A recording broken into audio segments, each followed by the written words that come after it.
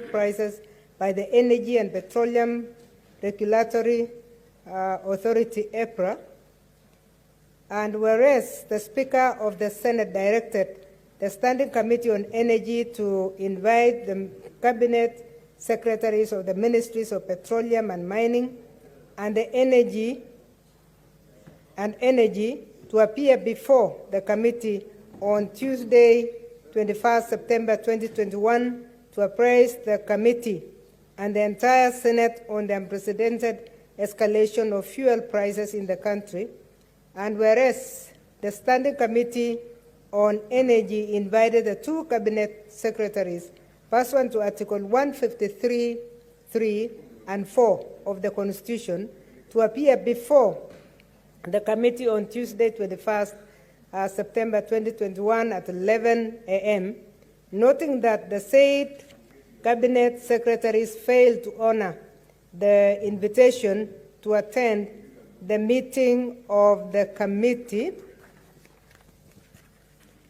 cognizant of the fact that the sharp increase in fuel prices in the country has had a ripple adverse effect on the economy, leading to a rise in the cost of living and the cost of doing business on an already overburdened citizenry, grappling with the effects of the COVID-19 pandemic.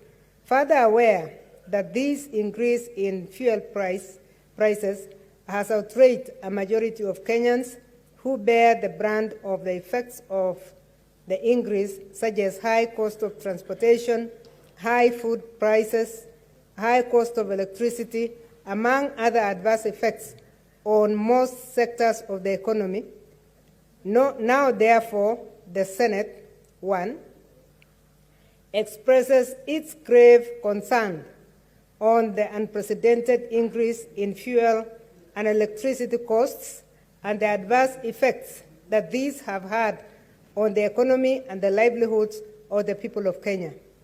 And 2, expresses its dissatisfaction with the conduct of the two Cabinet Secretaries, namely Honorable John K. Munez, Cabinet Secretary for Petroleum and Mining, and Honorable Charles Keter, Cabinet Secretary for Energy, in failing to appear before the Senate to address these urgent issues, whereby abdicating their responsibilities as set out in Article 153(3) and 4 of the Constitution.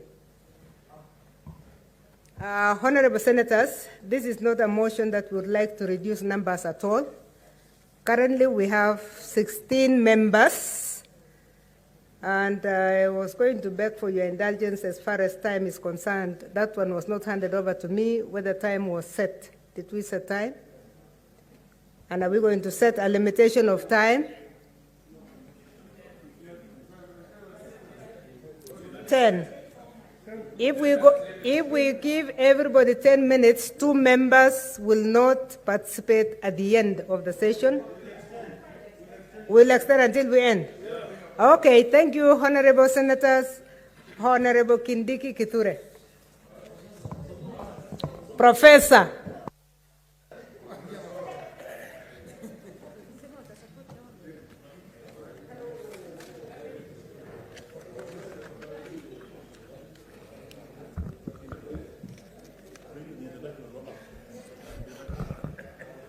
Thank you, Madam Speaker.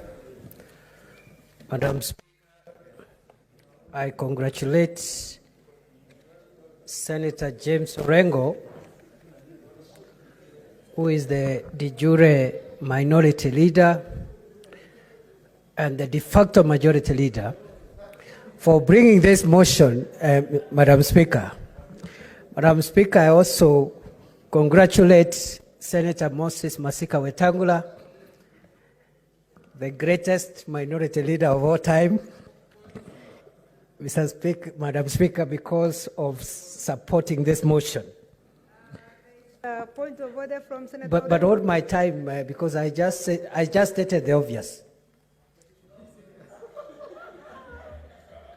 Mr. Speaker, he is already mitigating.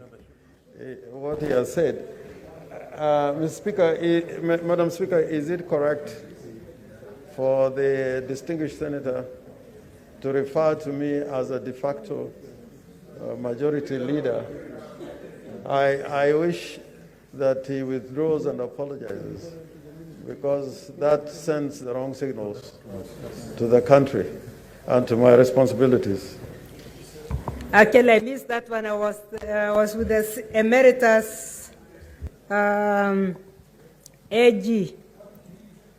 Senator Kindiki, who is the leader of majority? Madam Speaker, I stand by my words. According to me, Madam Speaker, and I'm entitled to my opinion, Senator Orengo is the de jure leader of minority and the de facto leader of majority. Madam Speaker. Senator Kindiki. Madam Speaker. Senator Kindiki, remember this was the chair you are sitting. You used to sit here and you used to have a position as far as the standing orders of the House are concerned. Please don't break them because you have left the chair here, this chair. Senator Kindiki, just go on. Let's continue because there is no time to waste as he has requested, but let's avoid. Thank you, Madam Speaker. Madam Speaker, I plead with the majority side to call the majority leader to the House because this motion is so critical that I don't think the leader of majority should be concentrating on anything else in this world when we are debating this motion, Madam Speaker. Madam Speaker, Madam Speaker, Madam Speaker, Madam Speaker, Madam Speaker, it is very unfortunate. It is very unfortunate that the two cabinet secretaries who are being censured this afternoon are former members of this House. Both Senator John Munez, the CS for Petroleum and Mining, former Senator for Turkana, and CS Charles Keter, former Senator of Kericho.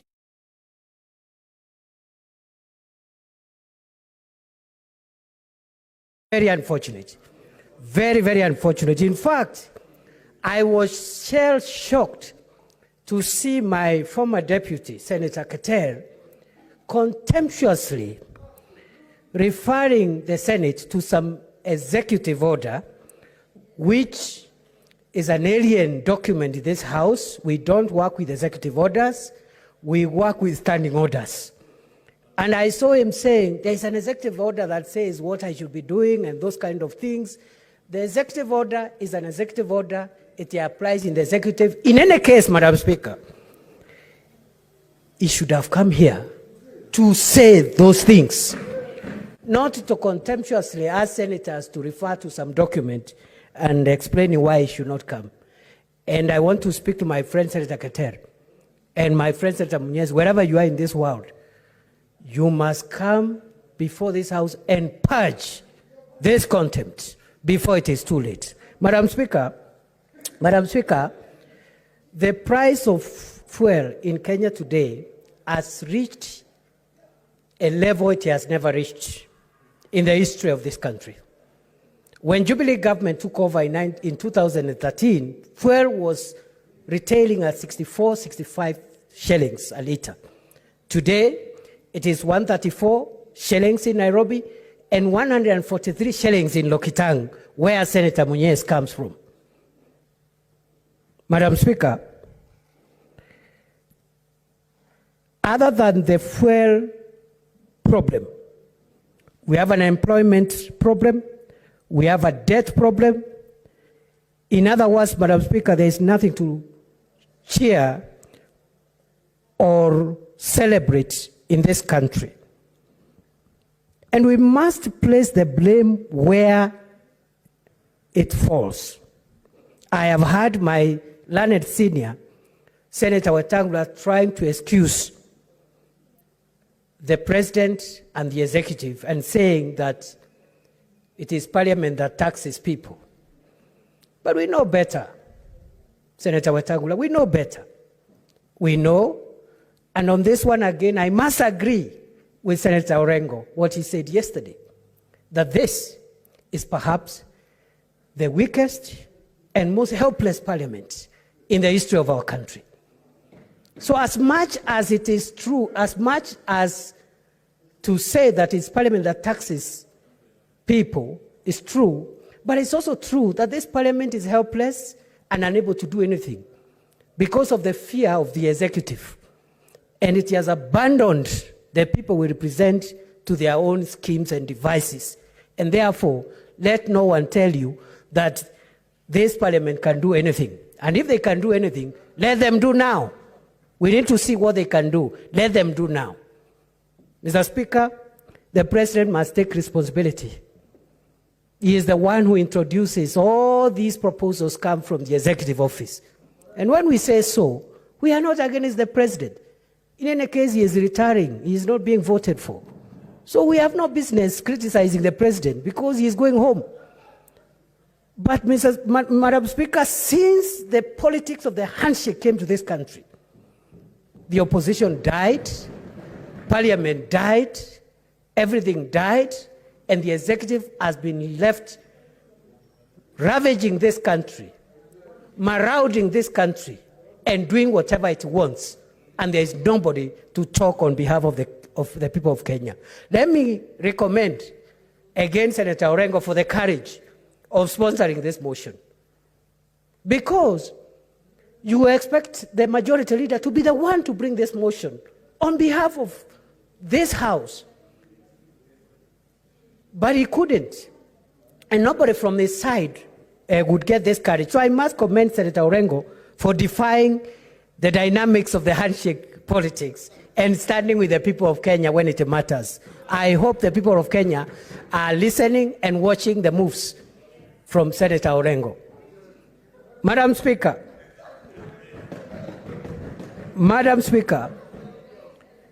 this House must put its foot down and demand Senator Keter, Senator Munyes, to come here and explain themselves, even after this censure, in the shortest time possible. Failure to that, we will invoke the law. We will fine them. The relevant committee will fine him. And above the fine, we shall use the Director of Public Prosecutions to cause the arrest of the two ministers and the production of the same before this august House, Madam Speaker. Madam Speaker, allow me to say the causes of these fuel prices. Number one is overtaxation. There are 8 taxes on fuel, and all of them are very significant taxes. It's not just the VAT. There is VAT, there is excise duty, there is anti-adulteration of fuel levy, there is railway maintenance levy, there is all manner of taxes which have been imposed on fuel.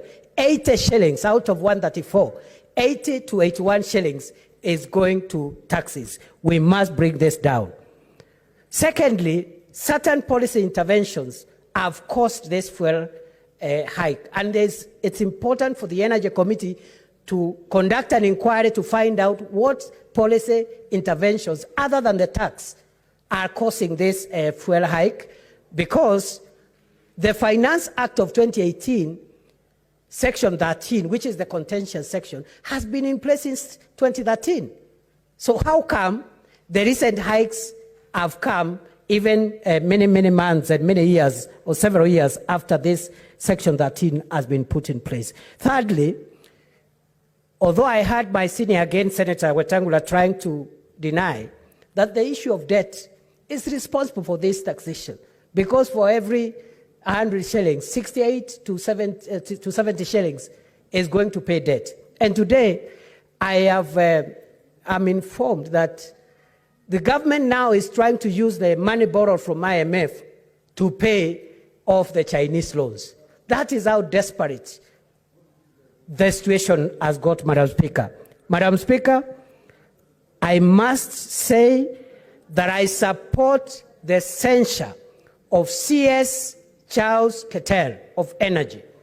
I support the censure of the CS for Mining and Petroleum, Senator John Munyes. And I support that the duo be condemned to all the attendant consequences that go with the censure. And if they think they are joking, let them try to play hardball. Some of us have a little freedom and a little time to do some national duty. They must come here. It is not a request. It's no longer a request. It is mandatory. They appear here, and let them go easy on this house. I know the current crop of the executive have been taught and tutored on the language of arrogance and pride. But I want to warn them, they can take their pride and arrogance to the streets of Nairobi or Kisumu or Tharaka Nithi or Meru, but they cannot bring their pride and arrogance to this house. We will deal with them. We will not entertain that kind of rudeness, that kind of indecency, because the institutions are like the Senate. The institutions we have in this country, like Parliament, are the only hope Kenyans have in rescuing this country. So we will be very firm with them. Senator Keter is my friend. Senator Munyes is my friend. But when duty calls, we have no option but to call them out. I support, Madam Speaker. Thank you, Senator Professor. That was well said. Senator Amos Witswila